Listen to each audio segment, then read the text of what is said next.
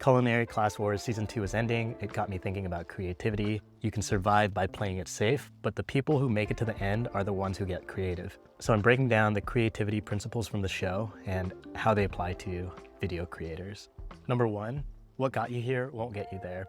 One of the memorable scenes in the first episode is Chef On taking a little too much pleasure, I would say, to the point it's a little bit mean, where he eliminates one of the competitors who is one of the pioneers of molecular gastronomy, popularized it in Korea, and did a dish that he's done for over a decade. It was this beautiful looking apple. Chef On says, the flavor isn't there. He tells the chef that, you've been doing this for so long.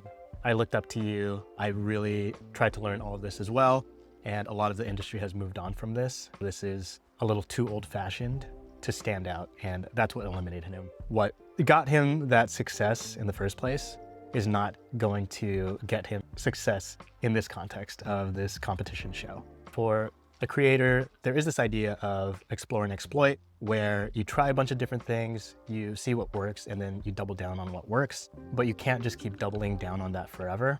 At some point, that's going to stop working as well, either because it was a trend that has died out, or viewers are just not interested in it anymore, or even you as the creator just get bored and don't want to continue doing that thing over and over. A good example of this is Chris Bumstead, who built a big audience because year after year he was training for and then winning Mr. Olympia's classic physique competition, but he's retired from competing, so he had to figure out what's he gonna do now that he doesn't have this annual goal that he can build his videos around. He recently did this solo podcasting episode to recap his past year. Principle 2, know your audience. In each of the different rounds, the chefs are cooking for the judges, but sometimes it's for more judges than just Chef On, and sometimes it's a crowd of 100, sometimes it's special guest judges, and so the chefs have to adjust to this. And then within the round, the head judges sometimes are looking for different things. So the chefs need to continually adapt. I think this principle of know your audience is best shown when they do have the big crowd of 100 people that they need to please to win their votes. And it becomes this thing of knowing that the head judges look for this more nuanced thing, but then there's something that will need to appeal to the wider audience. What do they look for? Is it like bolder flavors or just more common flavors, like what's popular in Korea? And it pans out as the votes for one of the rounds goes, where both of the head judges vote for one team, but ultimately that team loses because the rest of the crowd votes something like 70-30 for their opposing team. And for creators, this is just figuring out what your audience likes. So this is the thing of getting the data, getting analytics, and then comparing the videos that you've made to see what's working and what doesn't. But it also can be, I've taken a few courses on making videos, and they often have an exercise of figuring out who is this avatar, or what do you have in your head for that imaginary viewer? And it's often to think of actually a single viewer and not this crowd of people. Who is that person? If you're making educational content, who are you helping? Who do you think you can actually help? Often if you're making educational content, you're worried about what advanced people are going to say, but you shouldn't worry about them if your audience is beginners.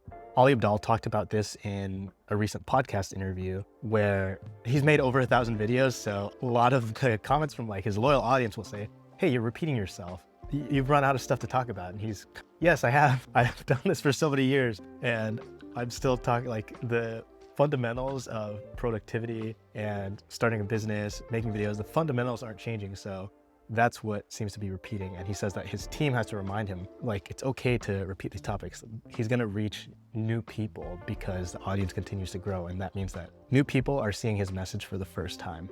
It can be this thing of knowing your audience and not worrying too much about that existing audience. Principle 3, master your tools to manipulate time.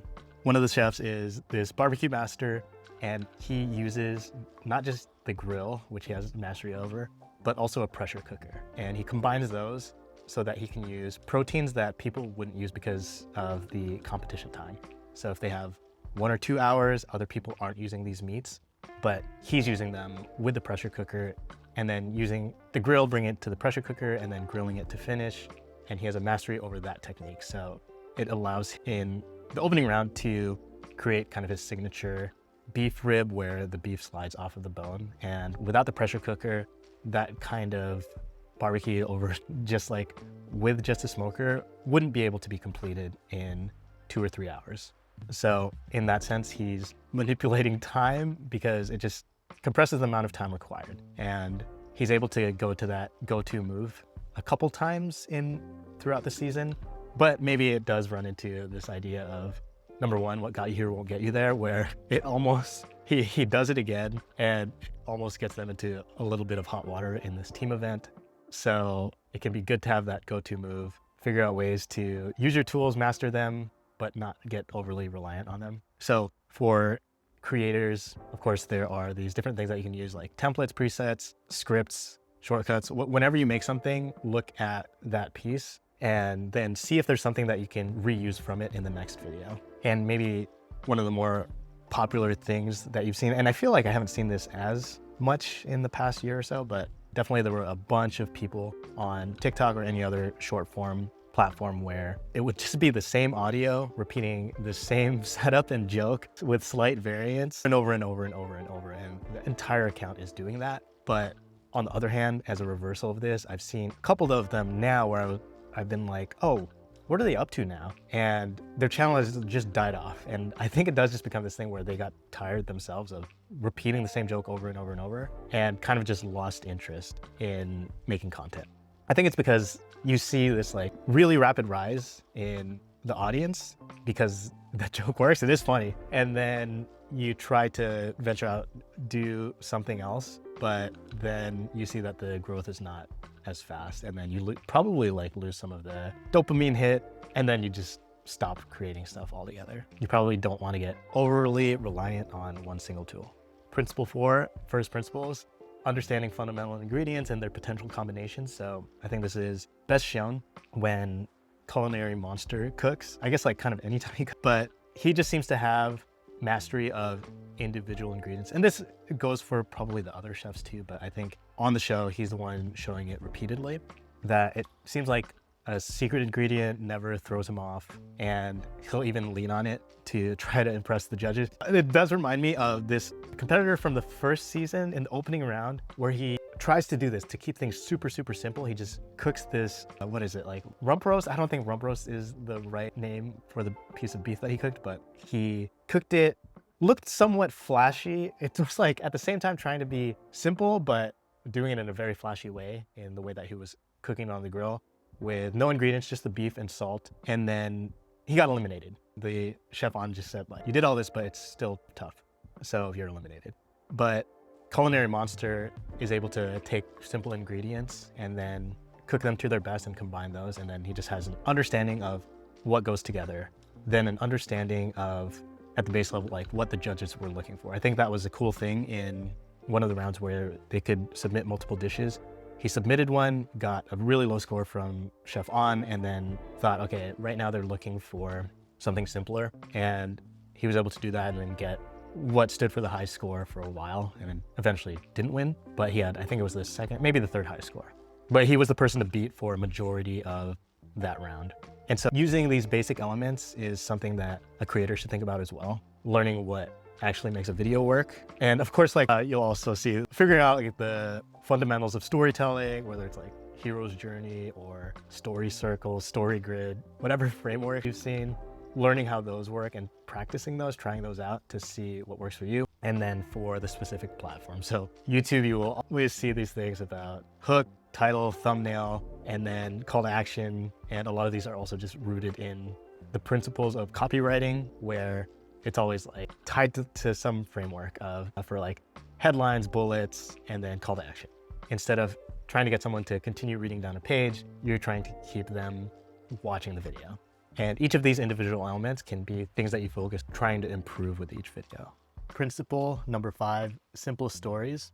For one of the rounds, the chefs pair up and then they do a team battle against the other pairs. Of course, the winner makes it through, and then surprise, surprise, the losers then have to go against their partners. And this is a very simple Story, maybe one of the most basic, but strongest. It's friend becomes a foe. For video creators, there's usually some simple story that can be told. I took a course once and the creator said, if you want 100,000 views, 1,000,000 views on a video, here's what you do: lose 100 pounds. That story will always work, and that will continue to work forever. So it can be good if you're starting out to look at other channels doing something similar to what you're doing, and then taking a look at what simple stories are being told. And have you done that? Maybe you can try to do that kind of story. I've started to watch a lot of notebook videos, and a simple story is, here's how my year went with the journals, and then you'll be able to see the before of the blank journal, and then it will cut to a full journal, where sometimes these are like scrapbooking journals. So then it's like the binding is almost breaking because of how much they've added to it. Principle number 6 is survival versus excellence. In some of the rounds, the chefs are just trying not to be last place so they can continue to move on. But then the eliminations start to happen rapidly in these head-to-head matchups. So it can be good for the chefs to understand when they're just trying to survive and they can lean towards the safe route, and then when they are going to stretch creatively and go for something excellent, but it is risky because it's something that they haven't tried before. Many of the chefs are able to survive because they can cook really tasty food, and that keeps them from getting eliminated, and that execution and flavor of their dishes alone stands out enough for them to win head-to-head matchups as well. But toward the end, everyone remaining is able to execute at that high level. This is when creativity starts to matter more. The judges want to see something new, feel like they're eating something they haven't had before, where some of the earlier wins were because it evoked something in the judges from the best version of something they've had before. But it seems like towards the end, the creativity really stands out. So that's where merely trying to survive is not enough to make it to the next stage. If you're making videos, something that I've heard that can be useful as far as thinking about this is 80-20, where 80% of the time you are creating things that you know have worked before, whether that's topic or format, but reserving 20% of the time to try out new things, explore different formats, explore different topics. And there's the cliche of like Hollywood stars that will one blockbuster and one indie movie where it's like, one is for money, and then that appeals to a wide audience, and then one is for the actor because they want to stretch their skills and try something new. Principle 7, look into history. One of the chefs is able to pull these recipes from, I don't think it's like ancient cookbooks, but it's from cookbooks that I think are like hundreds of years old. So we're not talking like thousands or something, but he then will make a modern version of that dish and weave that history into the storytelling as he's presenting the dish.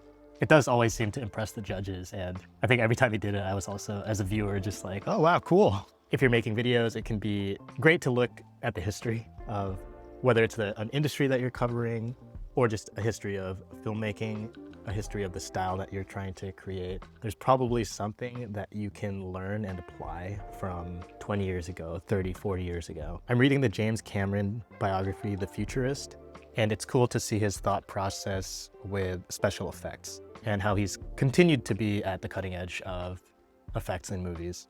Something to apply from that history is his mindset, working with the cutting edge of technology. Of course, there's all these AI tools, so how do you use them? Cameron's approach was to use CGI, where it could go beyond what practical effects could do, but not to abandon practical effects altogether. A misattributed shot is where the T-1000 shatters. A lot of people think that was CGI, but it was actually a practical effect, where Sam Winston's studio built a fiberglass dummy and filled it with metallic flakes and urethane foam shards. Then they blew that up and dropped a whole bunch of nails on the ground to create the sound effect. Principle 8, take a simple idea, take it seriously. Culinary Monster and chef Choi Kang-rok made it very far, and they were also the two chefs that were taking it the most serious. Some of the white spoons in their interviews would pretty much say, I did my best, good enough. I'm not really like, my legacy is cemented. I don't really need to win this show. So the stakes aren't as high for them. They may not be pushing themselves quite as much as the chefs where the stakes are super high for them. This can bring them to a new level and set up the next stage of their career. And at times as a viewer, I look at it and think, man, maybe they're taking it too seriously. But that is the cost sometimes of taking something serious that other people look at as just a game, or they look at you just making videos. Often what you'll see in interviews with popular creators is how methodical they are about things that seem ad hoc. For sure, there are some people, especially in like short form, where they did grow popular, pretty much turning the camera on and then telling stories from their life, just able to share their expertise in some rough fashion and been able to blow up that way. But for others, they're studying everything. They're spending 4 hours on a 30-second short. They're taking it very seriously. Another example of this that I remember is Workaholics, where with interviews with them, they have this very silly show, but they said they worked super hard. And that's what you'll hear about a lot of comedians. They take that work very, very seriously. I want to take the idea of posting weekly more seriously, figuring out how to make that work in my schedule. So take a simple idea, take it seriously. So this quote is from Charlie Munger: take a simple idea and take it seriously. And it applies beyond creative work and wasn't specifically about creative work. You can see this in other places where in fitness, it's a pretty simple idea: eat less, work out, but executing on that over the time that it takes to see results requires serious effort. Principle 9, all principles have reversals. Reading enough creativity articles, books, watching enough videos. This parable of the pottery class will come up, where half the class has to create as many pots as possible, and then the other half works on one pot for the entirety of the semester, but the entire class will be graded only on the last pot that they make. At the end of the semester, the half that was aiming for quantity also ended up with the highest quality pots, with the idea being that you get more reps in, you iterate more, and that helps you improve faster. I think we see a reversal of this in Culinary Class Wars, where in one of the rounds, the chefs can submit as many dishes as they want, and only their highest score matters. One of them goes for 5 dishes, and he's just coming in fast with each of the dishes. But ultimately, the winner only did 1 dish, focused on that for the entire time, comes in at the buzzer, and then wins that round. So this is a reversal where quality matters more than quantity. And it's because all the competitors are at such a high level that adding more time to each dish means that they can nail the details that matter at that level. Where going for quantity might mean you're getting to 85, 90% of what you could do very quickly because you're a master, but at that level, the judges are looking for 95, 96, 97s. And so it's a reversal of a common principle. And this idea of the reversal, I got it from the 48 Laws of Power, where each law also has an example of pretty much the inverse. And that can apply to any of the principles talked about here as well. Just running through a few of these really quickly, like what got you here won't get you there. The reversal is you don't want to abandon things too early either. You can continue to double down on something and repeat it over and find success. That way, number 2, know your audience, but then the reversal of that is also the Rick Rubin idea of making the audience yourself, just create for yourself. Anyway, looking forward to the season finale. Thanks for checking this out.